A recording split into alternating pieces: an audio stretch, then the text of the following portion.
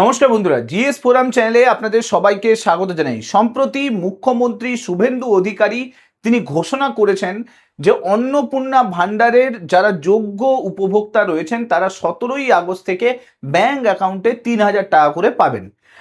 এখন আমরা জানি যে এই অন্নপূর্ণা ভাণ্ডারে প্রচুর আবেদন জমা পড়েছে এবং যা জুলাই মাস পর্যন্ত আপডেট পাওয়া গেছে তাতে প্রায় 1,70,00,000 আবেদন জমা পড়েছে। দেখুন, লক্ষ্মীর ভাণ্ডারে টোটাল আবেদন কত ছিল? টোটাল উপভোক্তা ছিল 2,21,00,000 এবং সেখান থেকে আমরা দেখতে পেলাম যে প্রচুর উপভোক্তা বাদ গেছে, প্রচুর পুরুষ উপভোক্তা ছিল। তো মুখ্যমন্ত্রী শুভেন্দু অধিকারী তিনি বলেছেন যে এই যে 2,21,00,000, এই 21,00,000-এর মধ্যে 1,70,00,000 নতুন করে আবেদন করেছে। অর্থাৎ তার মানে বলতে পারা যায়, প্রায় ধরে চলা যায় যে 50 লক্ষ মতো এমনি বাদ চলে গেছে, যাদের ভোটার লিস্টে নাম ছিল, নাম বাদ গেছে। অনেক পুরুষ উপভোক্তা রয়েছেন, অনেকে সরকারি কর্মচারী ছিল যারা দুর্নীতি করে টাকাটা পাচ্ছিল, তাদের নাম বাদ গেছে। তার মানে টোটাল 1,70,00,000 এই মুহূর্তে কিন্তু অন্নপূর্ণা ভাণ্ডারের যে টাকা, সেই টাকা কিন্তু পাবে। কিন্তু আমরা জানি যে বাজেটে টোটাল 36,000 কোটি টাকা বরাদ্দ করা হয়েছিল। তাহলে মানে মানে 3,000 টাকা করে প্রত্যেক মহিলা যদি 12 মাস টাকা পায়, কতজন মহিলা? 1 কোটি মহিলা যদি 12 মাস 3,000 টাকা করে পায়, এই 36,000 কোটি টাকা কিন্তু কমপ্লিট হয়ে যাচ্ছে। কিন্তু আবেদন কত জমা পড়েছে? 1,70,00,000। তাহলে এই 70,00,000 টাকা কোথা থেকে আসবে? যেখানে মুখ্যমন্ত্রী নিজেই বলছেন যে যা আবেদন জমা পড়েছে তার 92%ই কিন্তু এই অন্নপূর্ণা ভাণ্ডার পেতে চলেছে। তাহলে এত টাকা কোথা থেকে আসছে? এত টাকা আসবে বা কোথা থেকে? না, মুখ্যমন্ত্রী শুধুমাত্র প্রতিশ্রুতি দিচ্ছেন, আদৌ সেটা বাস্তবে পরিণত হবে না। ডিটেলসে বোঝানোর চেষ্টা করব ভিতরের ক্যালকুলেশন কি চলছে। দেখুন, আমি আপনাদেরকে একবার ডিটেলসটা দেখাই যে টোটাল আবেদন জমা পড়েছে 1,70,00,000। এই যে 1,70,00,000 আবেদন রয়েছে, এর মধ্যে প্রচুর সিভিক ভলেন্টিয়ার ছিল, এর মধ্যে প্রচুর সরকারি কর্মচারীদের নাম ছিল এবং প্রচুর উপভোক্তা এরকম ছিল যাদের ভোটার লিস্ট থেকে নাম বাদ গেছে। অনেক আশাকর্মীর নাম ছিল, এমনকি অনেকেই এরকম ছিল যারা যোগ্যতার শর্ত পূরণ করতে পারেনি। জুলাই মাসে এই আবেদনকে ভেরিফিকেশন করে টোটাল যেটা পাওয়া গেছে সেটা হচ্ছে 1,24,00,000 উপভোক্তা। এখন এই 1,24,00,000 উপভোক্তাকে তাহলে আগস্টে 17 তারিখে টাকা দিতে হবে, কিন্তু সেই টাকা আসবে কোথা থেকে? কারণ 36,000 কোটি টাকা তো 1 কোটিতেই শেষ হয়ে যাবে। তাহলে এক্সট্রা কত পড়ে থাকলো? এক্সট্রা 24,00,000 উপভোক্তাকে টাকা দিতে হবে। অথচ মুখ্যমন্ত্রী তিনি বলছেন যে প্রতিশ্রুতি তিনি পূরণ করবেন, সবাইকেই কিন্তু টাকা দেবেন। তাহলে 24,00,000 লোককে যদি এক্সট্রা করে আবার 3,000 টাকা করে দিতে হয়, তাহলে রাজ্য সরকারের বাজেটে নতুন করে কিন্তু 44,640 কোটি টাকা দরকার হবে। কারণ দেখুন, 12 মাস 3,000 টাকা করে এই 24,00,000 ব্যক্তিকে যদি টাকা দিতে হয়, সেই যে 36,000 কোটি টাকা সেটা বেড়ে গিয়ে দাঁড়াবে কিন্তু 44,640 কোটি টাকা। তাহলে সরকারের কাছে এই যে এক্সট্রা 14,000 বা 15,000 কোটি টাকা কোথা থেকে আসবে? এটা তো অলরেডি বাজেটে ছিল না। তাহলে কি শুধু প্রতিশ্রুতির কথা বলা হচ্ছে? দেখুন, সম্প্রতি একটা নিউজ আসছে। কি নিউজ আসছে? নিউজ আসছে যে অন্নপূর্ণা ভাণ্ডারে যে বরাদ্দ সেইটাকে বাড়ানোর চিন্তা ভাবনা করেছে রাজ্য সরকার। তার মানে এটা বড় খুশির খবর যে অন্নপূর্ণা ভাণ্ডারে এক্সট্রা করে আবার টাকা বরাদ্দ করতে চলেছে রাজ্য সরকার। আর তার ফলেই কিন্তু এটা সম্ভব হবে যে সমস্ত মহিলাদের ব্যাংক অ্যাকাউন্টে যাবে। কত টাকা বরাদ্দ বাড়াতে চলেছে? দেখুন, রাজ্য সরকার প্রায় 14,000 কোটি টাকা কিন্তু অন্নপূর্ণা যোজনার মধ্যে নতুন করে বরাদ্দ করতে চলেছে। সো এর ফলে এই যে 14,000 কোটি টাকা, সেই টাকাটা কিন্তু সম্পূর্ণভাবে যে নিয়ম শিথিলের পরে এক্সট্রা করে যারা পার্সন যাদেরকে অ্যাড করা হয়েছে তারা কিন্তু পেতে চলেছে। অনেকের মধ্যে সেই উদ্বেগ এখনো পর্যন্ত কাজ করছে, আদৌ কি টাকাটা পাবো? কারণ এর আগে এইভাবে কিন্তু দুটো মাস টাকা পায়নি। তো মনের মধ্যে অনেক সন্দেহ তৈরি হয়েছে যে রাজ্য সরকারের টাকা আদৌ ঢুকবে কিনা, ভেরিফিকেশনে আদৌ তার নামটা আছে কিনা। দেখুন, রাজ্য সরকার বলছে যে টোটাল অন্নপূর্ণা ভাণ্ডারের যে বাজেট সেটা বেড়ে গিয়ে দাঁড়াবে 48 থেকে 50,000 কোটি টাকা মতো।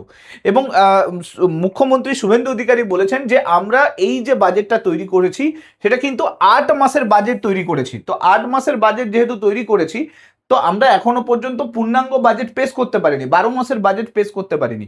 তো আমরা তাই জন্য এই পুরো বাজেটটাকে 48 থেকে 50,000 কোটি টাকাতে নিয়ে যাব। আর এটা যদি নিয়ে যায় তাহলে সমস্ত মহিলারা কিন্তু যারা আবেদন করেছেন, যারা এতদিন পর্যন্ত উদ্বেগের সঙ্গে ওয়েট করছেন যে আদৌ পাবে কি পাবে না, সেই জায়গাটা কিন্তু সম্পূর্ণভাবে সমাধান হয়ে যাবে, কারণ সবাই কিন্তু টাকা তাহলে পেতে চলেছেন। দেখুন, মুখ্যমন্ত্রী শুভেন্দু অধিকারী তিনি নিজেই বলেছেন যে জুলাই মাসে প্রায় 20% এরকম মহিলা আছে যারা কিন্তু টাকা পায়নি কিছু সামান্য ভুলের জন্য। সেই ভুলের কথা কিন্তু তিনি স্বীকারও করে নিয়েছেন।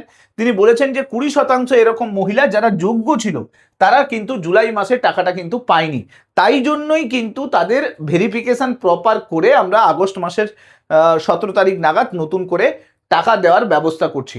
অর্থাৎ এই যে 20% ভুল, এই ভুলটা কিন্তু রাজ্য সরকারের তরফ থেকে অলরেডি কিন্তু মেনে নেওয়া হয়েছে। তাই জন্যই কিন্তু ভেরিফিকেশনগুলো সঠিকভাবে করা হয়েছে। বাড়ি বাড়ি গিয়ে ফিল্ডে ভিজিট করে, এমনকি ফোন করে সমস্ত কাগজপত্র রিভাইজ করে নতুন করে আগস্টের একটা লিস্ট তৈরি করা হচ্ছে, এবং সেই লিস্টে কিন্তু যারা নাম থাকবে, যাদের নাম থাকবে তারা কিন্তু টাকা পেতে চলেছে। এবং যেটা মনে করা হচ্ছে যে প্রায় 90 থেকে 92% মহিলা তারা কিন্তু সবাই টাকা পেতে চলেছে, কারণ যোগ্যতার যে নতুন শর্ত, সেই শর্তটাকে কিন্তু সম্পূর্ণভাবে শিথিল করে দেওয়া হয়েছে। যেরকম কি 50 ডেসিমিল জায়গা যে ব্যাপারটা ছিল সেটাকে তুলে দেওয়া হয়েছে। তারপরে আপনারা জানেন যে সমস্ত মহিলা 10,000 টাকার বেশি ইনকাম করছে তারাই শুধুমাত্র অন্নপূর্ণা ভাণ্ডার পাবে না, সবাই পাবে বাকিরা। তারপরে আপনারা জানেন প্রতিবন্ধী যারা রয়েছেন তারা অন্নপূর্ণা ভাণ্ডার পাবে কিনা প্রশ্নচিহ্ন ছিল, সেখানে বলা হয়েছে যে তারাও অন্নপূর্ণা ভাণ্ডার এবার থেকে পাবেন। এছাড়া আপনারা জানেন যারা পিএম কিষাণ পাচ্ছিল তারা অন্নপূর্ণা ভাণ্ডার পাবে কিনা প্রশ্নচিহ্ন তৈরি হয়েছিল, সেখানেও কিন্তু এই শিথিলতা নিয়ে আসা হয়েছে যে পিএম কিষাণ থাকলেও অন্নপূর্ণা ভাণ্ডার পাবে। এরপরে আপনারা জানেন 3টে পাকা বাড়ি থাকলে, মানে 3টে পাকা ঘর থাকলে তারা অন্নপূর্ণা ভাণ্ডার পাবে না বলা হয়েছিল, সেই নিয়মটাকেও বদলে ফেলা হয়েছে। সেখানে বলা হয়েছে যে 3 কক্ষ বিশিষ্ট বাড়ি যদি হয় তা সত্ত্বেও গ্রামে বা পৌরসভা এলাকায় তাহলেও কিন্তু অন্নপূর্ণা ভাণ্ডার পাবে। তো শিথিলতা, যে নিয়মের শিথিলতা, সেটা কিন্তু একটা প্রপার রাজ্য সরকারের তরফ থেকে কিন্তু স্টেপ নেওয়া হয়েছে। আর তাই জন্যই কিন্তু এই যে বরাদ্দ, এই বরাদ্দ কিন্তু 36,000 কোটি টাকা থেকে বাড়তে পারে। অন্নপূর্ণা যোজনাতে টোটাল যদি দেখা যায় জুলাই মাসে 1,70,00,000 আবেদন এসেছিল, এবং সেই আবেদনগুলোকে পুরো ভেরিফিকেশন করে বহু ভেরিফিকেশনের পরে বহু নাম কিন্তু বাদ গেছে।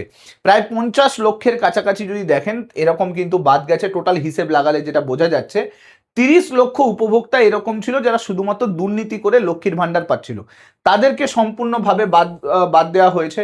প্রায় 30 লক্ষ উপভোক্তা অযোগ্য বেরিয়েছে, যাদের মধ্যে অনেক পুরুষ উপভোক্তাও ছিল। তো এই অযোগ্যদের জন্য যারা প্রকৃত উপভোক্তা তারা কিন্তু বঞ্চিত হচ্ছিল।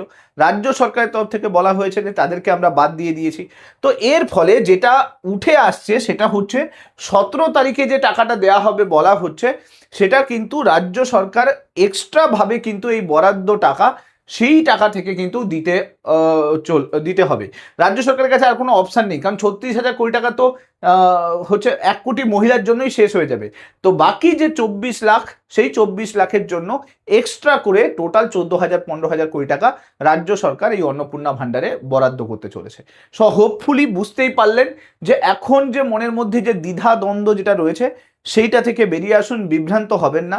রাজ্য সরকার সমস্ত দিক থেকে চেষ্টা করছে যাতে যোগ্য উপভোক্তা যারা তাদের কাছ পর্যন্ত টাকাটা পৌঁছয়। এখন দেখার বিষয় 17 তারিখে নতুন করে কি আসে।